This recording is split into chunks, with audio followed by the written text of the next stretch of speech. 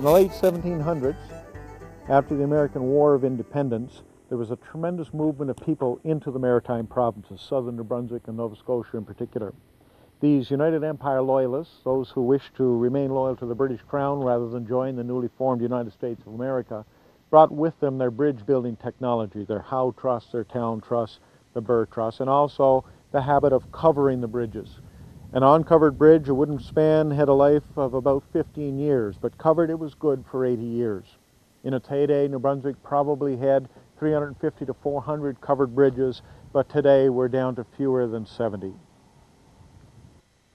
This video will capture some of the charm of a past culture, take us back to a day in New Brunswick when life was a little less hectic than perhaps today, a slower pace. It'll take us back to a day when horsepower still had 4 legs and wood was the building material of choice. It's a complete collection of all the standing covered bridges in our province, plus some archival material of bridges that we have lost.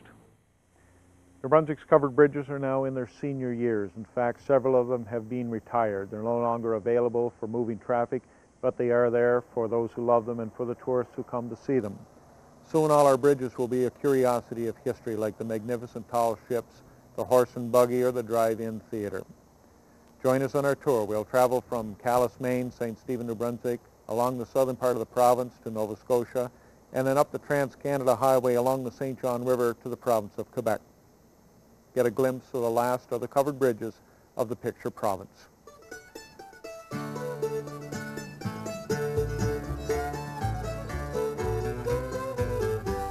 Our covered bridge journey begins in Charlotte County in the border town of St. Stephen.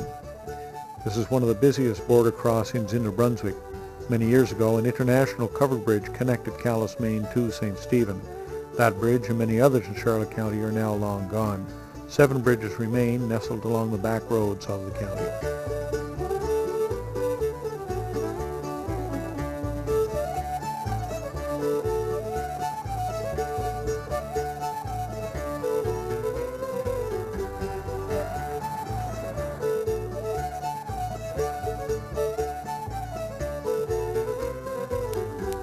We're at the McGuire Bridge in Charlotte County, and a little further down the guardrail, Jean and Tina are announcing their love in the year 1996, and lo and behold, a little further up in the guardrail, we see Jean and Tina to be married June the 13th, 1997.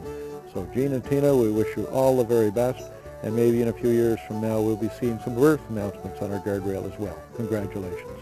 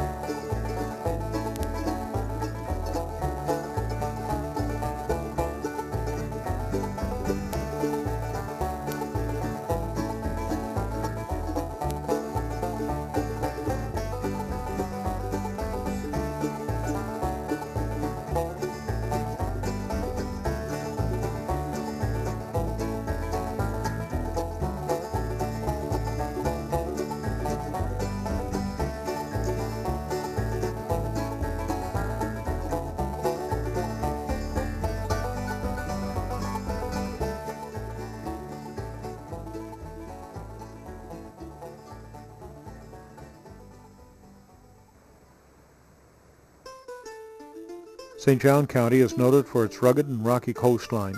Here, the Bay of Fundy begins to display the highest tides in the world. The county is dotted with lighthouses and fishing villages and 3 of the prettiest covered bridges you'll find anywhere.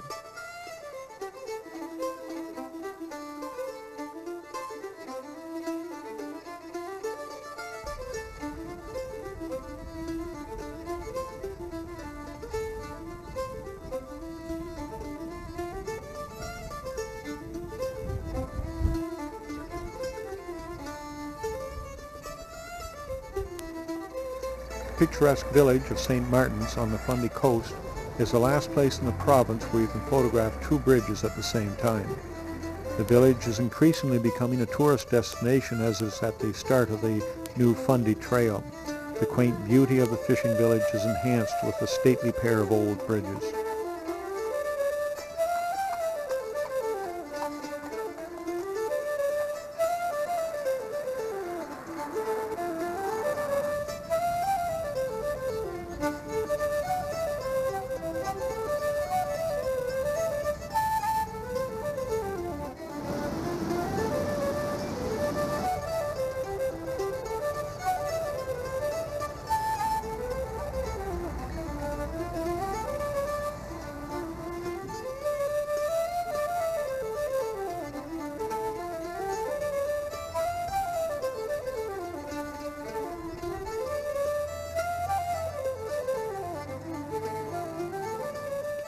Kings County is the covered bridge capital of New Brunswick, with more standing bridges than anywhere else in the province.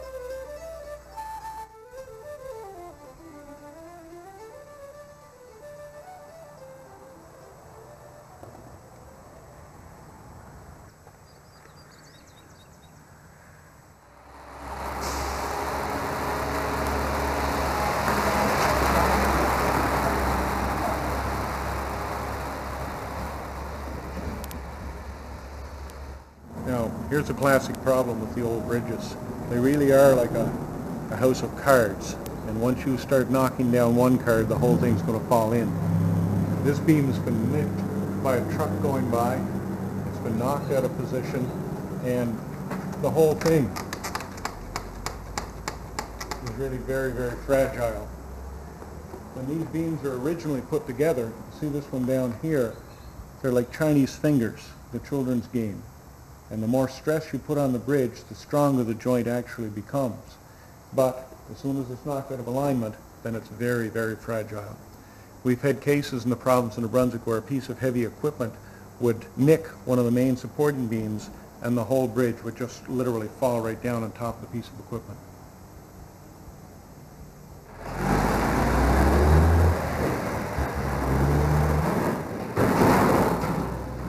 To increase the strength of the covered bridge builders use what's called an upset end rod.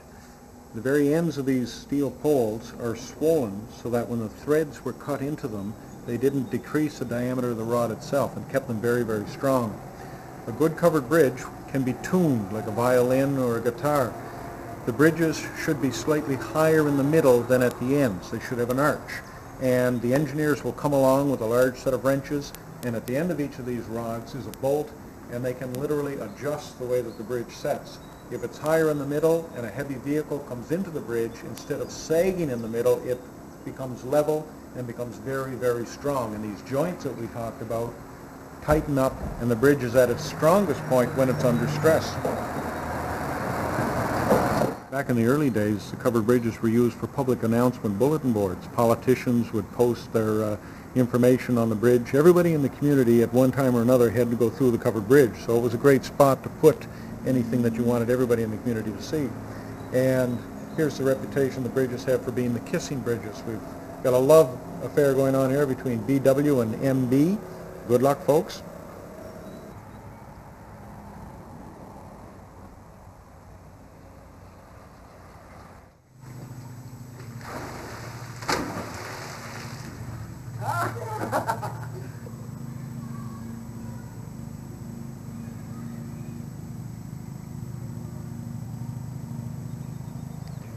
Beautiful. Water's clear and clean. No pollution. Nice and warm, flowing good. And the bridge acts as a nice shade when you're hot. Big fat man. It's good, clean water. It's not really deep. The kids can enjoy themselves and you can relax on the beach and just enjoy it. Plus, we're from the area, and it's nice just to come in and see friends and enjoy yourself. Most days you come here, you know, most everybody comes here, so you talk, gossip, and whatever there is to do. The old-time bridge engineers were quite a frugal lot, and they expected the foreman of the bridge crew to account for every nail, every screw, every linear board foot of lumber that went into the bridge. So when it came time to cross the river, they'd build the bridge square to the river. And the roads would run parallel to the river, and when it came time to cross on the bridge, 90-degree turn, when we see this beautifully here at the Smithtown Bridge. Through the bridge and another 90-degree turn at the other end, and on she goes. The road follows the river on up. Smithtown was built in 1912. It's still in beautiful shape. There's been a lot of repair work going on. We see some fairly fresh lumber here that's pressure treated and so on. So I think the Smithtown's got a great future. It's got a thriving community around it, and you can see from the people down below having a swim, it's very much a part of their community. They have bonfires down there. They'll have barbecues down there. They'll have weddings down there. So it's a great spot.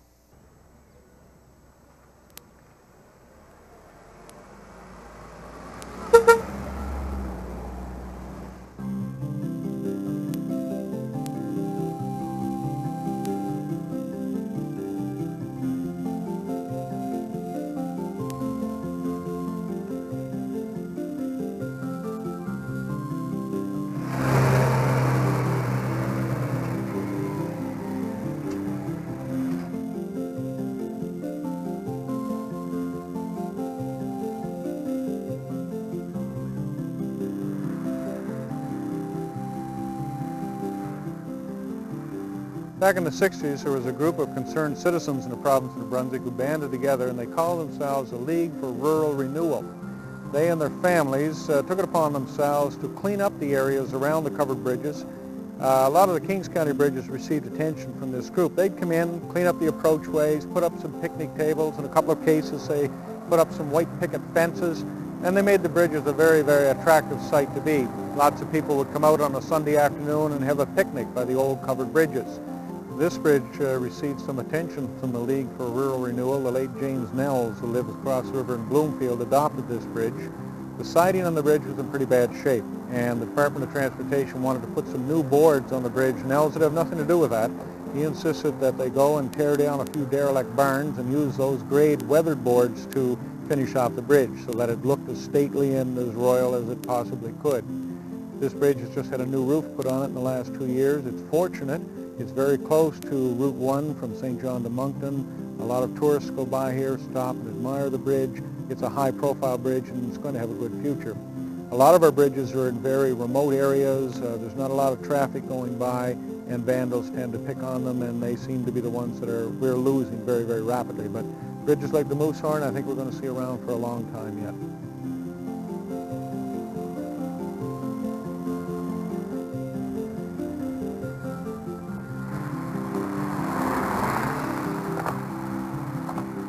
In almost all of New Brunswick's bridges, you'll find these triangular blocks. They were designed so that the main cords did not have to be cut at an angle at the ends, and it ensured more strength. Sometimes you'll find them made of metal. These are made of wood. Most of New Brunswick's bridges are the Howe Truss design. We do have 2 or 3 in the province that are of a slightly different style of engineering, but this is the most common by all means.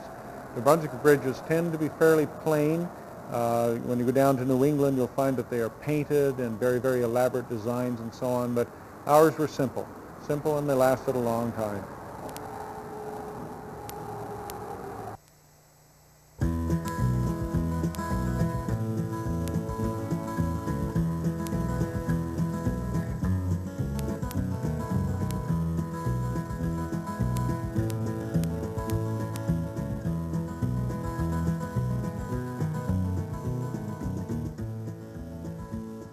Darling's Island Covered Bridge was about to be replaced with a modern concrete crossing. The community of Darling's Island fought to preserve their old friend. Their efforts were recognized, and the provincial government built a new bridge a few meters upstream. One of the advocates for the preservation of the Darling's Island Covered Bridge was Peter LeBlanc. And the covered bridge has always been a source of tranquility for many of us. We always feel when we come home at night and drive through the bridge, we sort of enter a different realm and away from the hubbub and the rush of the city. Now I think it's there. We all know it's still there, but most of us don't use it at all because we of course use the new structure. So But certainly it's a landmark of the island, and I think many people would hope it stays here.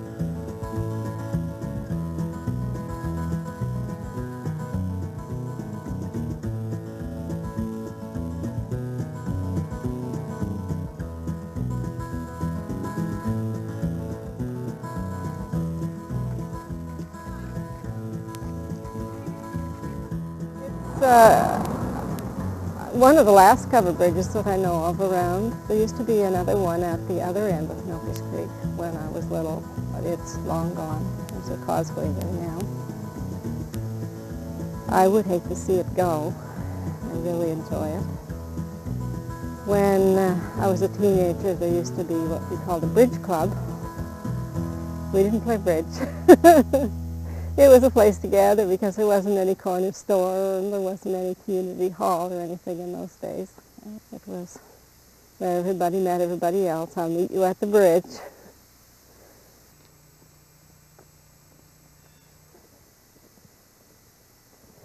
They've put tar over the boards in the bridge. The planks are laid on edge so that they will wear longer. This is where the children jump out of the bridge. It's sort of a rite of passage for the young fellows in the neighborhood, you know. When they're 13 or 14, to prove how grown up and brave they are, they dive from the bridge into the water underneath.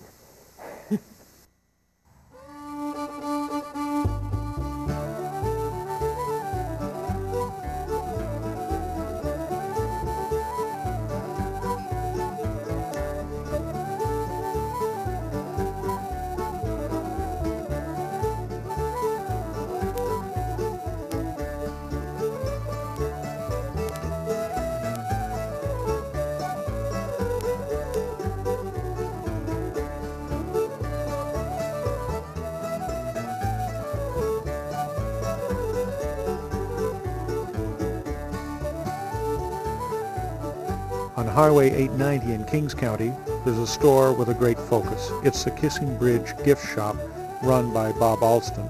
Bob and his wife Sandra have gathered an amazing collection of covered bridge paraphernalia. There are serving trays to letterheads, Christmas ornaments to stained glass. Bob and Sandra have had visitors from all over the world. You can even find them on the World Wide Web.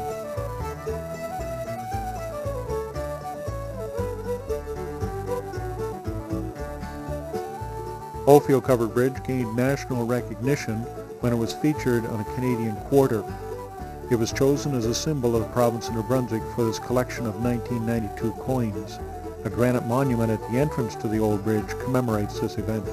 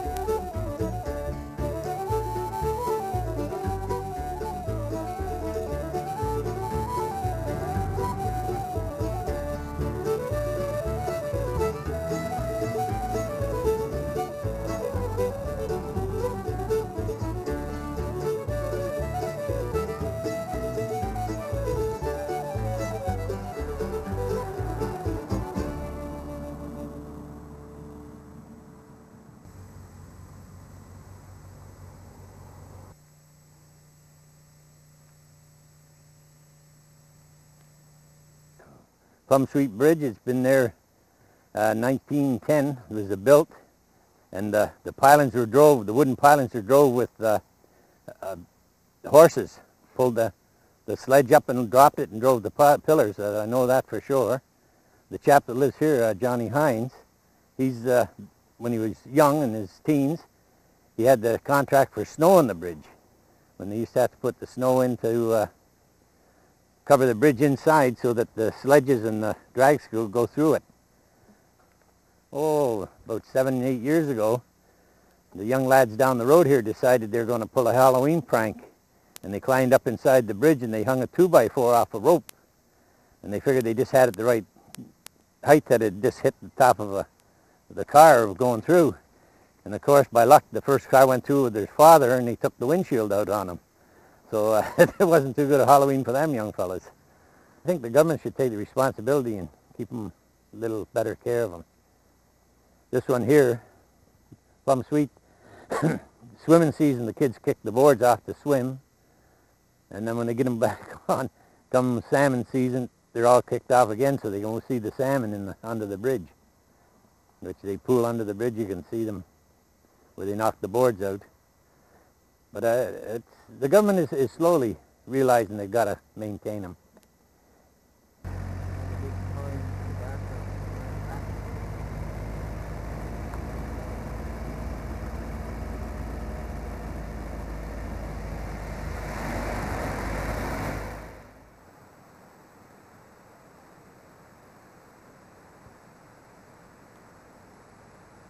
When you look at them, your mind just goes back in years. They're out of this world. When I was courting with a wife, that's where we used to head, the Covered Bridge up her way, and we used to always stop under there and have a kiss or two before we made it to the house. So.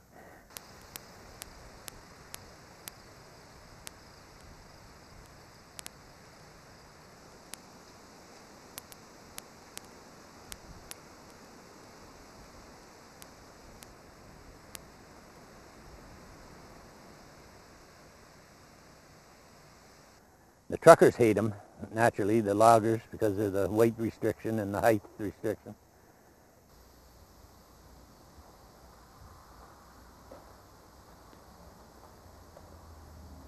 The Department of Transportation frequently places iron barriers before and after the bridges. The concept is simple. If you don't rip the top off your rig on the barrier, you'll probably be able to get through the bridge.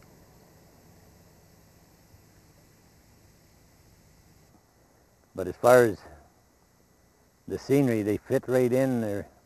People come from all over. We have people come down the road here, come from Rhode Island, Florida, everywhere to come take pictures here. And belonging to the Covered Bridge Society, they always stopped in. So we had quite a bunch.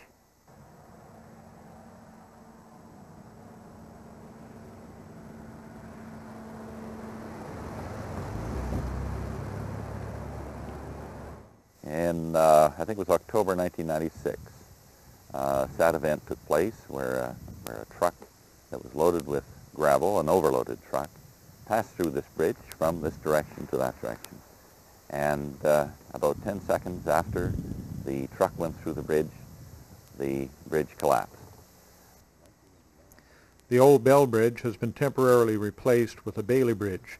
The community hopes that the province will eventually rebuild it with another covered bridge.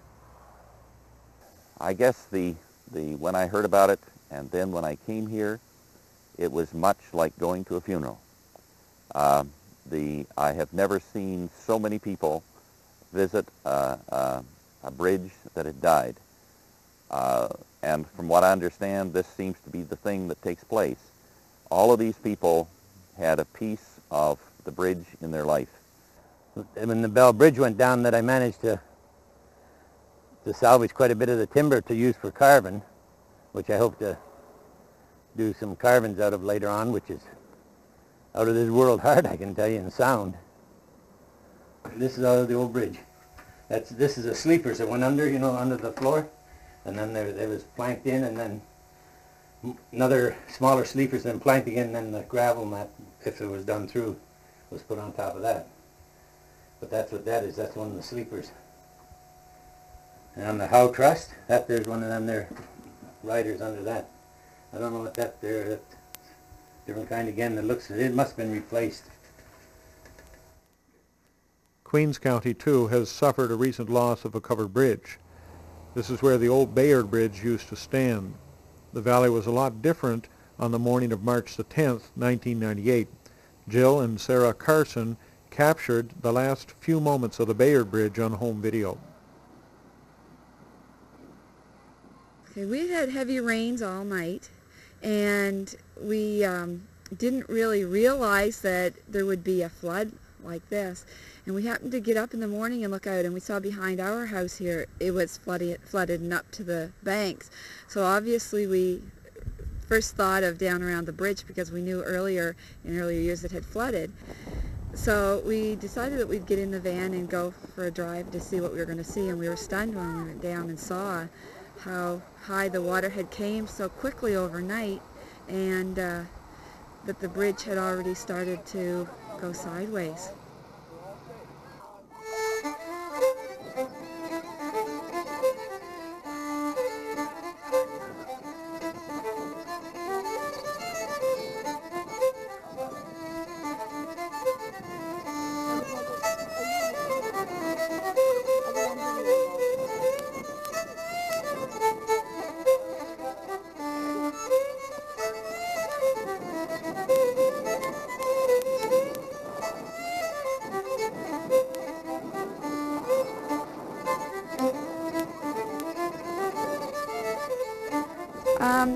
As a child, we always saw the bridge there and enjoyed it, but as we got older and became a teenager, we spent lots of time, all the kids in Walser spent lots of time, and we would go and sit in the bridge and tell stories and talk, and quite often we'd take our bikes through and go down to Gilligan's and go swimming, which was just down to the left across the field, and we'd spend most of our summer down through there. I find the valley is still very beautiful, but it doesn't seem the same. It doesn't have the heritage now that it used to have. And a lot of people that we see, they notice it. If they're not from Walser, they notice it right away, and they always mention it, that they miss the bridge, that it's gone. It's gone for good.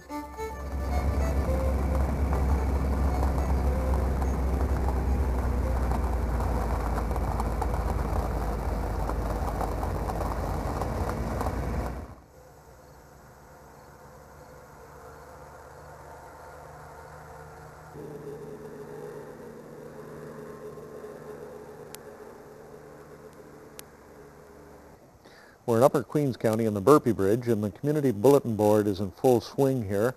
Let's take a look at some of the local news here. We've got Chris of 98 and Ken B. of the class of 97. Josh Sloan is here of the grad class of 98. Let's see, grads of 97, Stephanie Carmier. We've got Julie loves Drew, and Drew's name's crossed out, and Peter's in there, so Julie must be in the middle of a relationship change here. Connie is going up the sideway. Great Natalie and Ryan Marcus. Great Natalie. Greg Natalie? Great Natalie?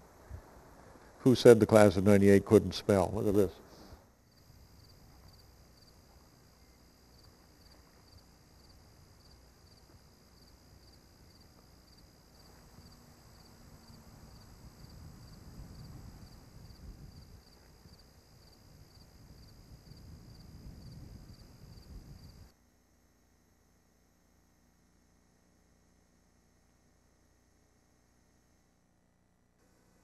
From Queens County, we continue up the St. John River Valley into Sunbury County, home of 4 covered bridges.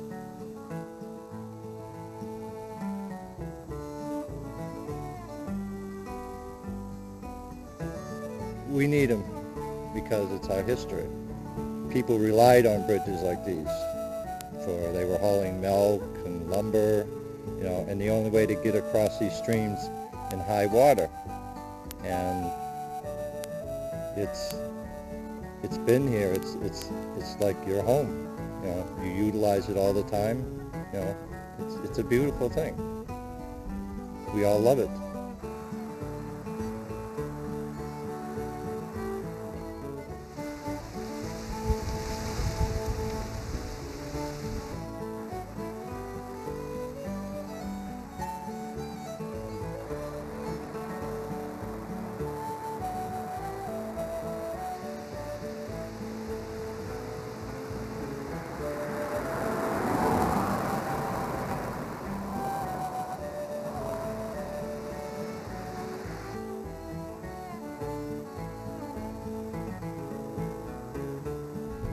The provincial government could save not every one, but the vast majority of them.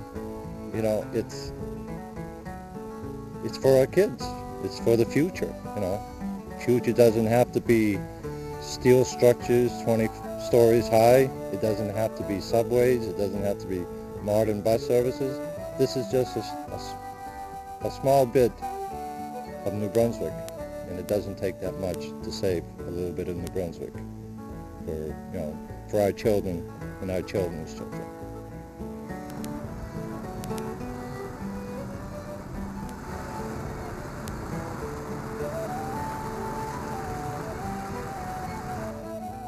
In York County, you will find New Brunswick's capital city of Fredericton and 3 covered bridges. This old bridge is in a remote location, and its future may not be as secure as those bridges in populated areas. Vandals look for opportunities like this. Boards are kicked off and carted away or burned. Without somebody to look after the old bridge, it may not be around for very long.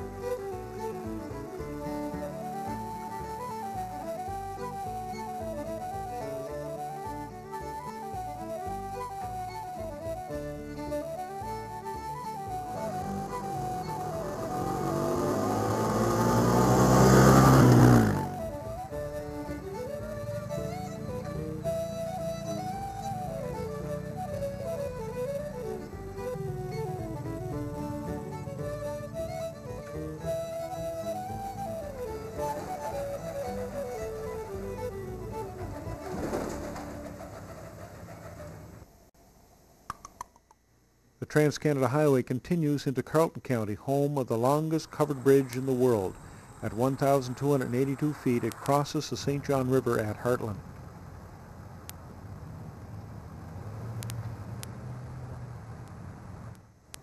John Glass is a local historian and co-author of a book entitled The Bridge, the story of Hartland's famous landmark. Well, the people on both sides of the river were demanding that the government build a bridge, and the government just didn't have the money. So they decided eventually to form a private company, and the private company built the bridge.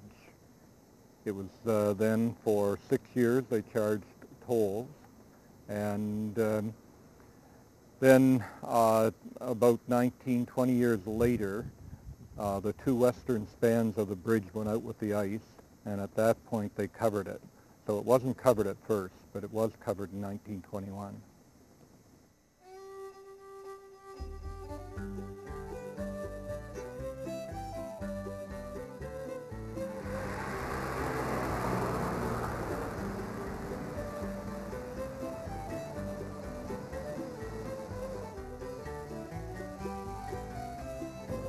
But then there was a lot of controversy around the covering of the bridge.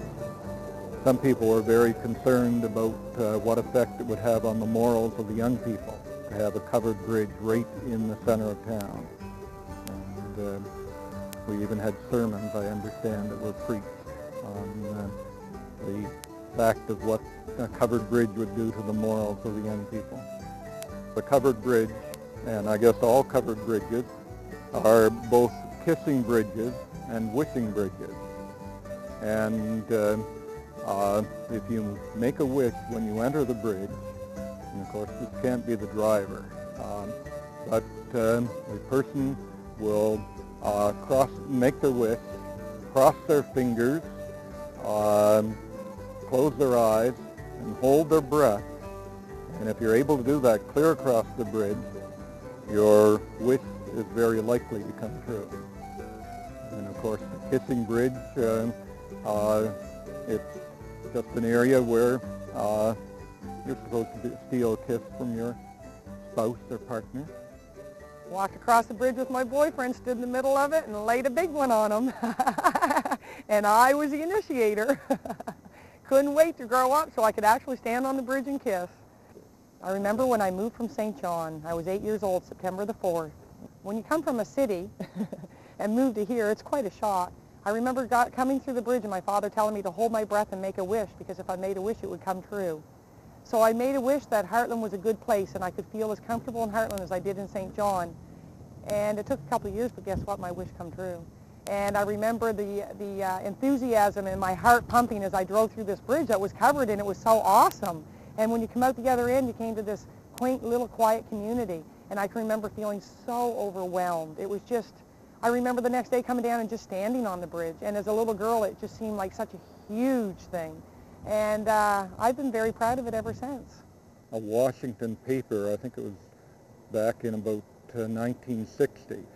They had a contest about famous tourist spots in the world, and one lady wrote in to identify the covered bridge, and in her story about it, she said that it was like visiting an old relative.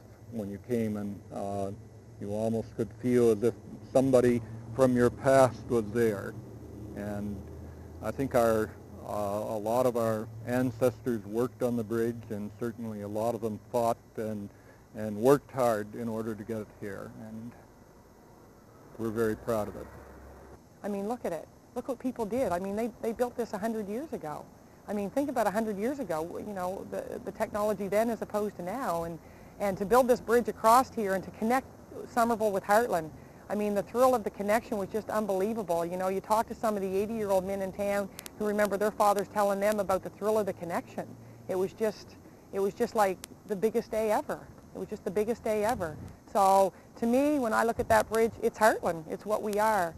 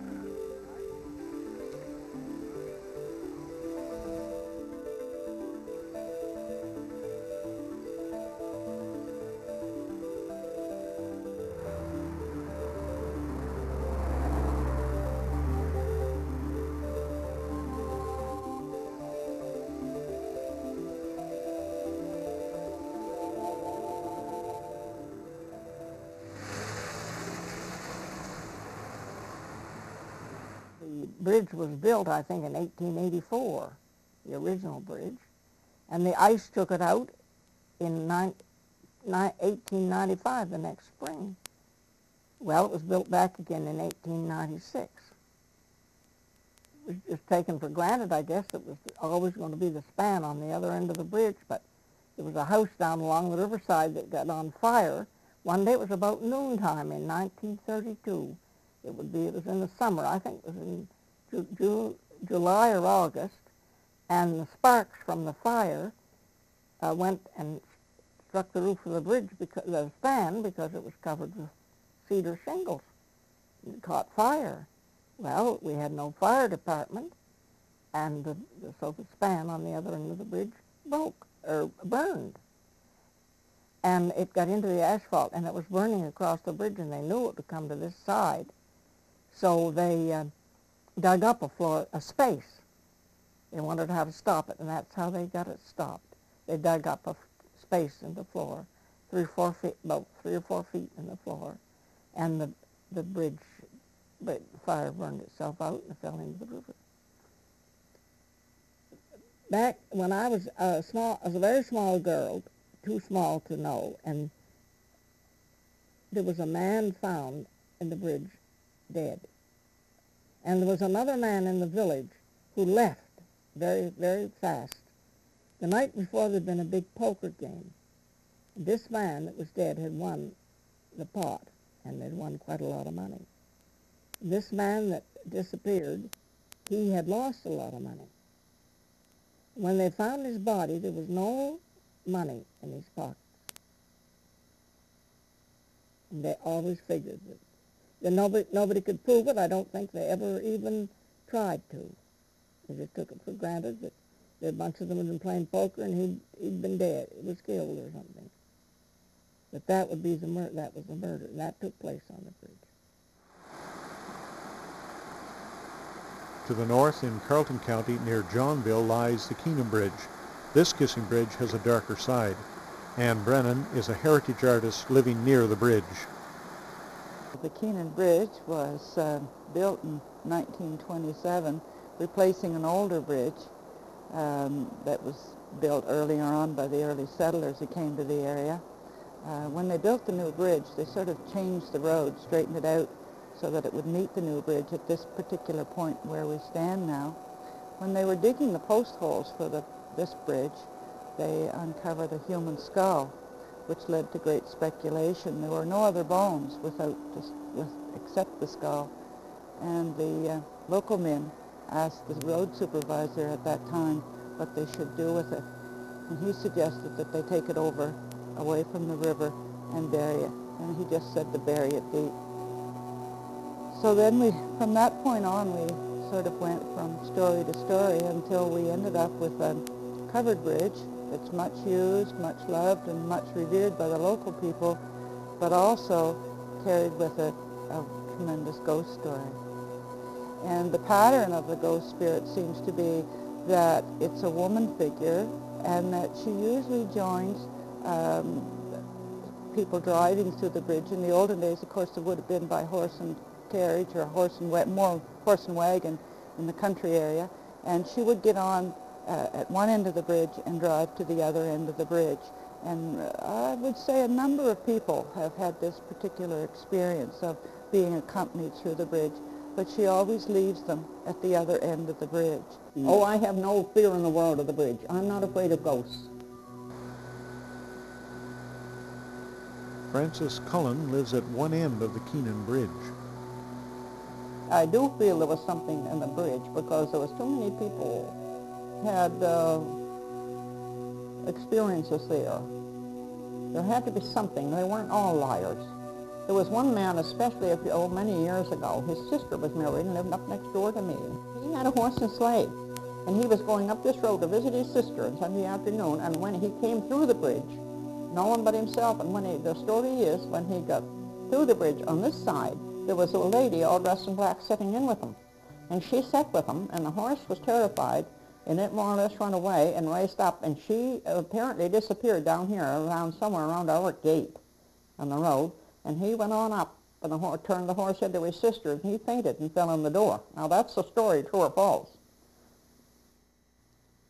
Continuing north, we travel through Victoria and Madawaska counties to the boundary of Quebec.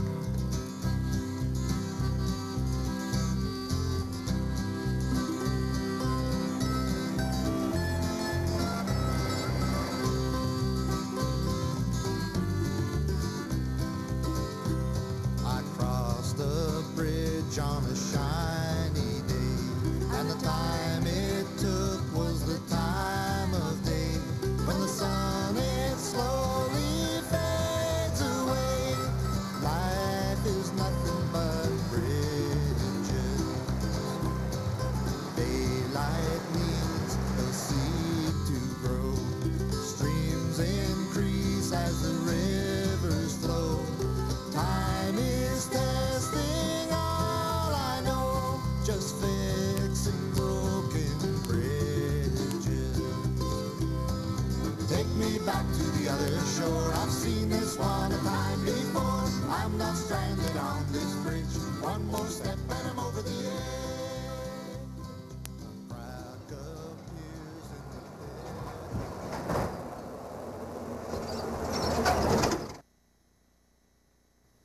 the Northumberland is a large county taking in the headwaters of the mighty Miramichi.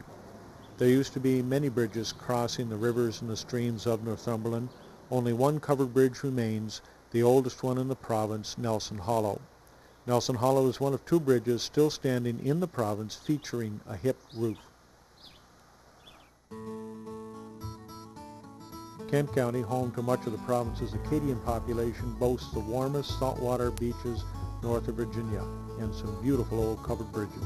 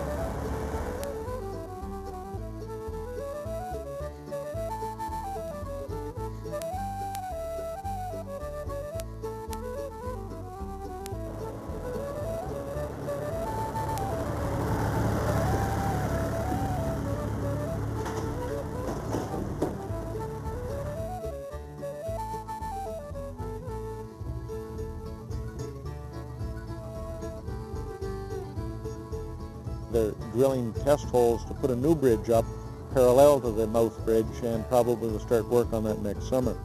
But when you go to the other side of the bridge, a great deal of work has been put there. There's a new wall on the side of the bridge, and there's lots of new window ports, and it's quite obvious that the province is going to keep the St. Nicholas here, if nothing else, as a tourist attraction. So there's a tip of hat to the province of New Brunswick for trying to preserve the old St. Nicholas.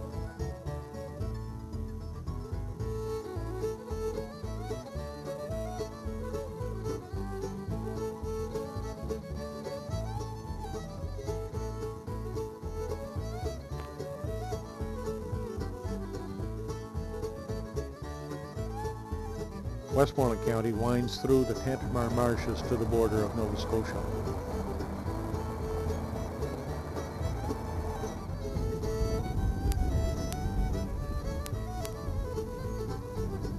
Sometimes folks will take refuge from a storm in the covered bridges, but it's not probably always the best thing to do. You can hear the wind in this bridge. We're at the Wheaton in Westmoreland County, and if anything, the wind's blowing harder inside the bridge than it is outside. It's like a natural wind tunnel, and it really can howl in here.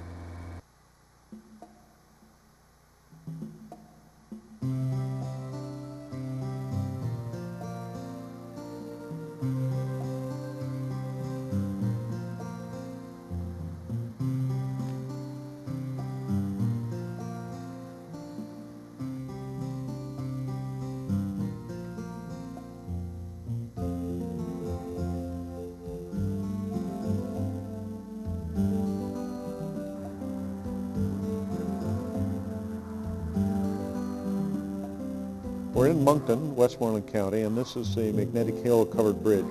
Originally built around 1912, it was down in Parkingdale. The bridge was disassembled and moved up here and reassembled in Moncton as part of this private enterprise, the Magnetic Hill Park. It's quite a tourist attraction. We've been here a couple of minutes and we've watched cars coming through from Alberta, Manitoba, Pennsylvania. So it's quite a landmark for the Moncton area.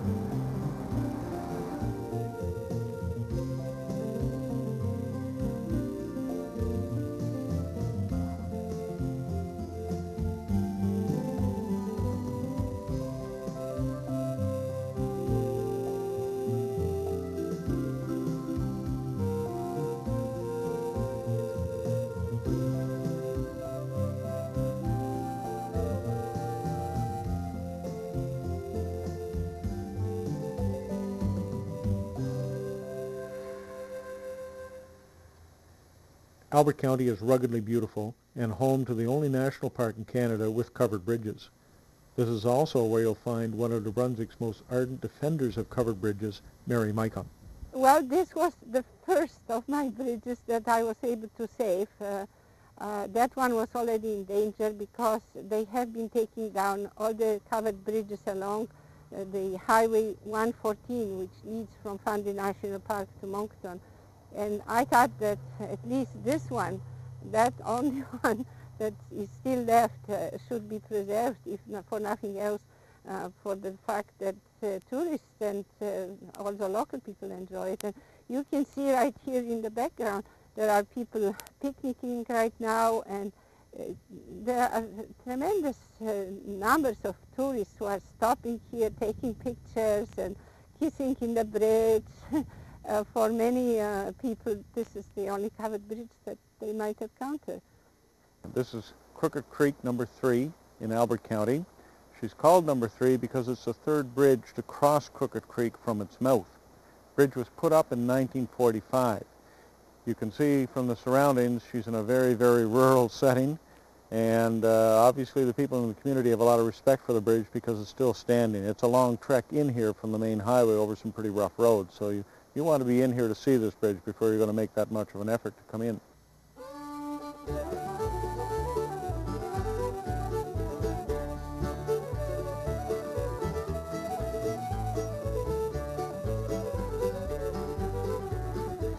The small fishing village of Alma is the gateway to Fundy National Park and its 2 covered bridges.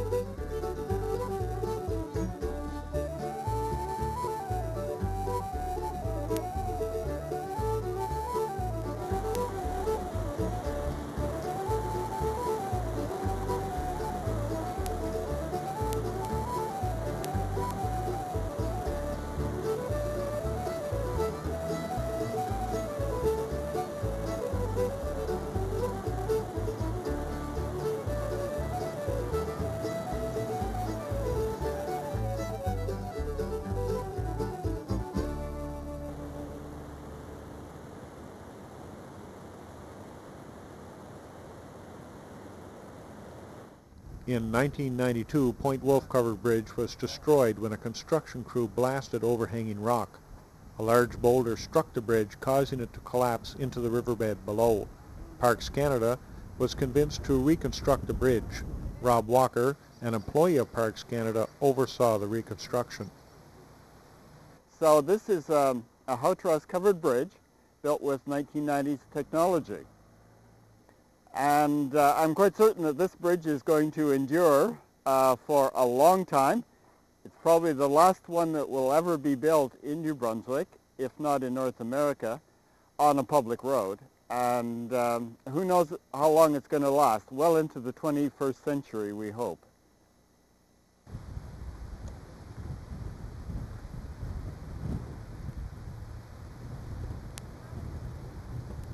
This is William Mitten Bridge, Albert County.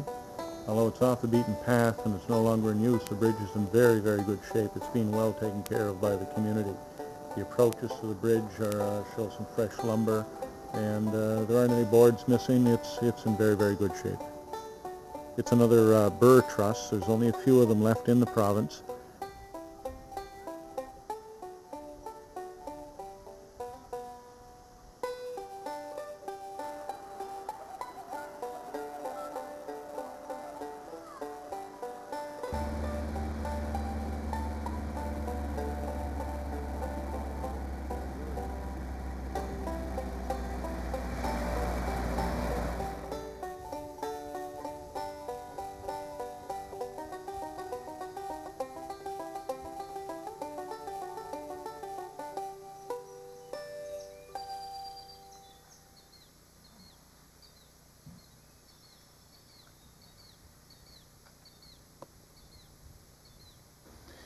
This is Bamford Coppitt's Covered Bridge in Albert County, and it's probably one of the most picturesque bridges in the province of New Brunswick.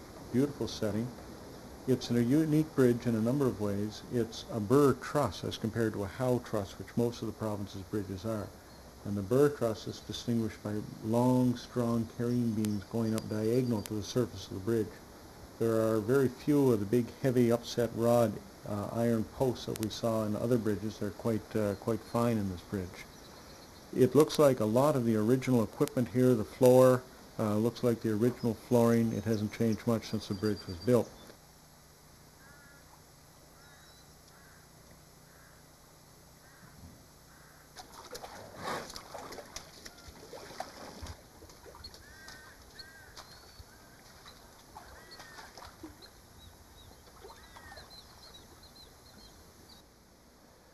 One of the nicest things I think about this bridge is the old advertisements here on the side.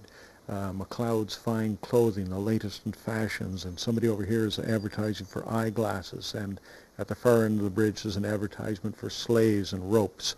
This would have been the vintage advertising that was on it when it was built back in the 20s or 30s.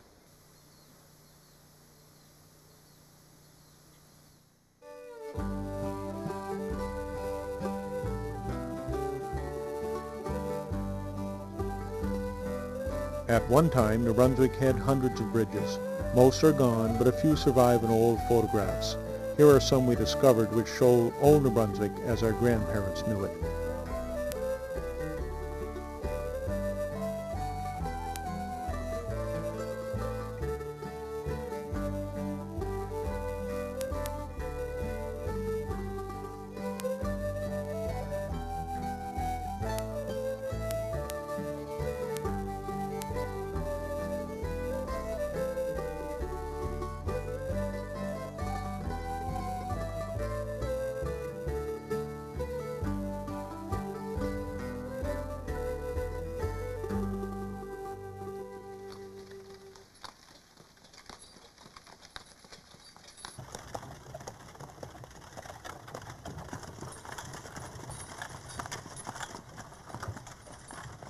The covered bridges on New Brunswick were built to stand for many years. Some have. It's our hope that remaining bridges will be preserved and protected for future generations so many more can experience the magic of our kissing bridges.